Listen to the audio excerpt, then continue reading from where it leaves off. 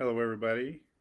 My name is Chris Hoff, and I am a Dharma teacher with the Empty Moon Zen Sangha. And this is a talk about the fifth grave precept of not intoxicating the mind and body of self and others. And before I get started, I just realized this morning that for those of us in our Sangha who might be members, you can stay anonymous of Alcoholics Anonymous. This is the 88th birthday of AA.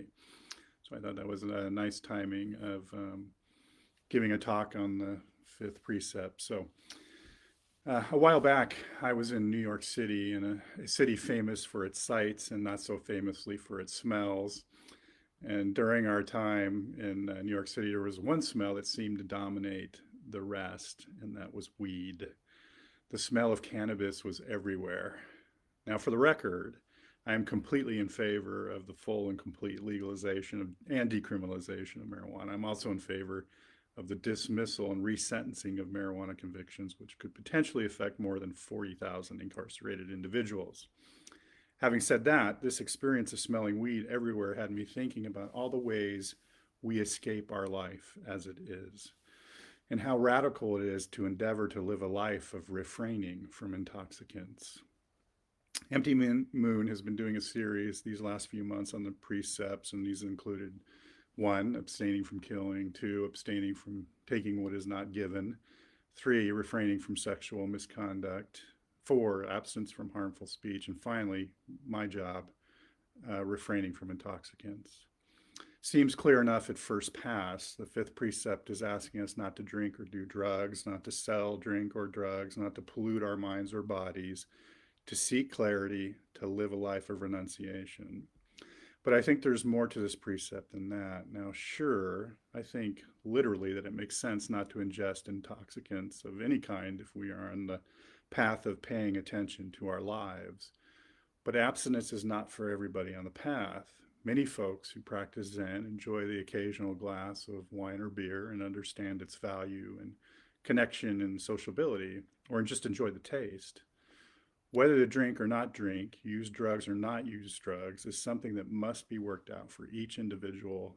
No judgment here. But having said that, we do live in a culture where we are routinely invited to engage in the consumption of various intoxicants, many of which are addictive. We now have at our fingertips, literally, a broad range of uh, of intoxicants available to us that can be all consuming, from drugs and alcohol to all the potential intoxicants that are easily accessible via the smartphone in our hand and to our own conceptions that we all hold too tightly. We live in a culture that is continually inviting us to spend our lives in a wasteful manner.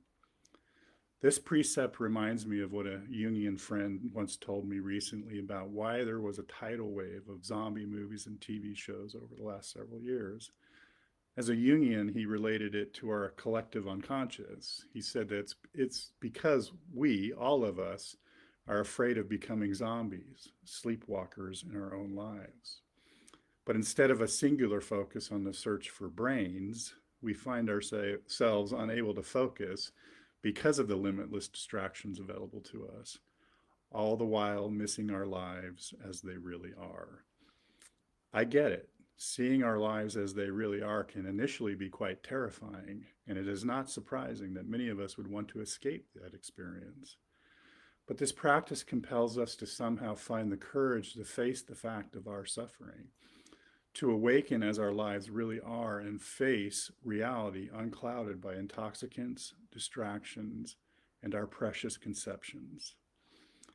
On the first multi-day Zen retreat I attended, during the second day of the retreat, the woman who had been sitting on the cushion next to me for a day and a half started to weep, and she wept.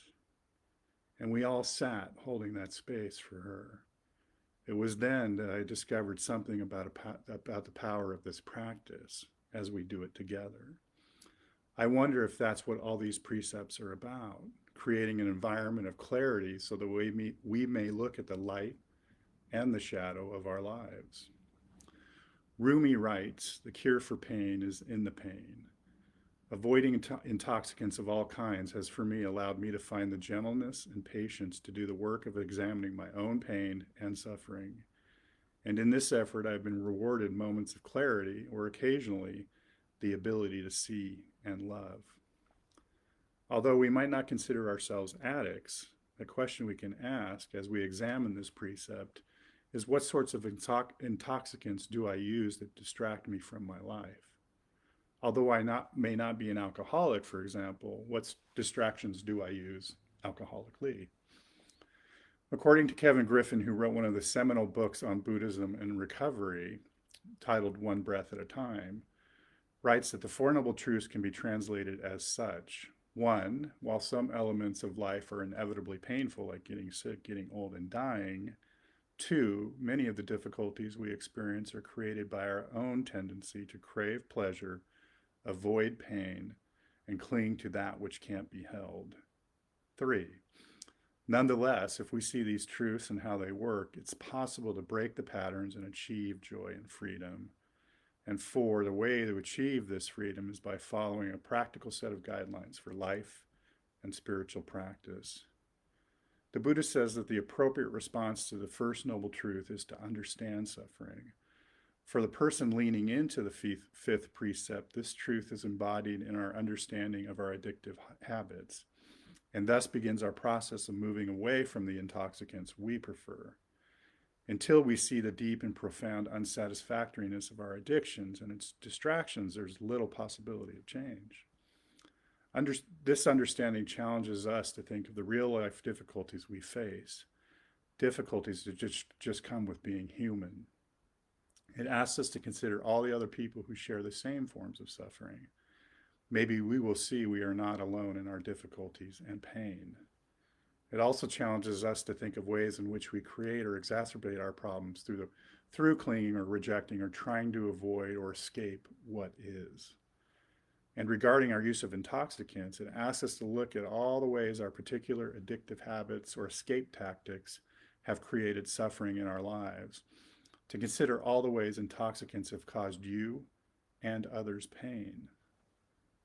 The second noble truth makes clear that our suffering is caused by our craving and clinging. This unsatisfactoriness is fed by our constant longing for things to be different from the way they are, our sense that things are never right. In fact, many of us, removing the obvious intoxicants only reveals the tendencies beneath them, and we discover that we cling and cause ourselves suffering in all kinds of ways. The Buddha said the wise response to the second noble truth was to abandon clinging. Ultimately, that is the task of all spiritual work and the task of a lifetime. The third noble truth states that if these things we use to escape our lives cause suffering, then letting go of them brings relief. The third noble truth relates to the awakening of faith on the path, to abandon sleepwalking. The Buddha said that the wise way to respond to the third noble truth is to realize it. When we realize that suffering and addictive habits and distractions can end, we are inspired to stick on the path. Now to the fourth noble truth. The Buddha said that the wise response to the fourth noble truth was to cultivate it. All the precepts in the Eightfold Path give us frameworks for this process. Either one is a relinquishment of ego or preferences and reactivity, and is a turning toward a set of wise guiding principles. Regardless of what specific intoxicants we are in relationship with, the fifth grave precept is a marker on the path of moving towards freedom and a deeper intimacy with this human life. So how do I approach this precept? I am an abstinence guy, at least when it comes to drugs and alcohol. I know abstinence is not for everybody, but I know for me there is no other way. And I appreciate what an abstinence lifestyle has brought into my life and spiritual practice. For the record, I also support harm reduction as a legitimate alternative to abstinence. The harm reduction model recognizes that drug use is complex and abstinence may not work for everyone. The harm reduction model also reduces gatekeeping for desperately needed services for those experiencing homelessness or other problems. In my first tradition of Zen study, Zen Master Sungsang, when discussing the precepts, would teach that it is on us to know when to keep the precepts and when to break them, when they are open and when they are closed. I think this teaching applies to the question of abstinence versus whatever you decide to do. That this is a question we must ultimately answer for ourselves, knowing that the whole world is in that question and the answer. When I first entered recovery, my primary focus was my alcohol and drug use. It was that simple. If I didn't get these things arrested, what I was doing on my smartphone wasn't going to matter much. My life was at stake. The way of abstinence appealed to me immediately because I had a wealth of previous experience that any other way, for me, ultimately led to failures of all kinds. What I was not ready for was that the whack-a-mole experience of how once my alcohol and drug use was contained, other sorts of proclivities moved in to fill the vacuum left behind by drugs and alcohol. It's a life's work, abstinence. Therefore, I believe abstinence is radical. Punk rock, even abstinence at its core, is countercultural and becoming more so every day. And the reason is because in our culture of consumption, it's an impossible task. But we shouldn't feel bad. Even the Buddha, in a time absent of social media, designer drugs, and the million distractions we confront every day, still knew the value of abstinence. Thank you.